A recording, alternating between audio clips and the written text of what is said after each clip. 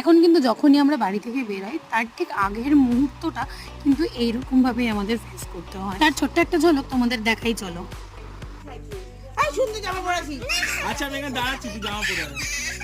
আরে আমি দাঁড়াচ্ছি, তুই জামা পরে আয়। কোনো কিছু দিয়ে ওকে ভোলানো যায় না, কারণ ও জানে আমরা কোথাও একটা ঘুরতে বেরোচ্ছি। যাই হোক, সেই দিনটা আমরা গেছিলাম জুডিও। আমরা বলতে আমি আর আমার ভাই। এটা ছিল রাজারহাটের আউটলেট। রাজারহাট গেছি কারণ হচ্ছে ভাইয়ের কিছু ডক্টরসদের সাথে মিট করার ছিল। তো আমরা ভাবলাম ওখানের জুডিওতেই আমরা একবার চেক আউট করে নিই। তো এই যে জামাগুলো আমি ট্রায়াল দিচ্ছিলাম, এগুলো আমি দেখছিলাম বোনের জন্য, যে আমি যদি ট্রায়াল দিয়ে দেখি ভালো লাগছে তাহলে তার এক সাইজ ছোটো বোনের জন্য নেবো। ফাইনালি এই জামাটা আমরা বোনের জন্য নিই। আর তারপর আমার জন্য একটা জামা নিই, তবে সেটা এখন না, তোমরা পুজোর ব্লগে কিন্তু নিশ্চয়ই দেখতে পাবে। তারপরে ভাইয়ের পুরনো ব্রাঞ্চের সামনে এই চপের দোকানটায় আমরা দাঁড়াই। আর এই যে দেখতে পাচ্ছি এই নতুন জিনিসটা, এটা কিন্তু আমি প্রথমবার গেলাম। এটা কিন্তু চন্দ্রপুলি বলে। তার সাথে আমরা একটুখানি বেগুনি আর চপ খেয়ে নিই। এই চলে আসে এই ব্লগটা।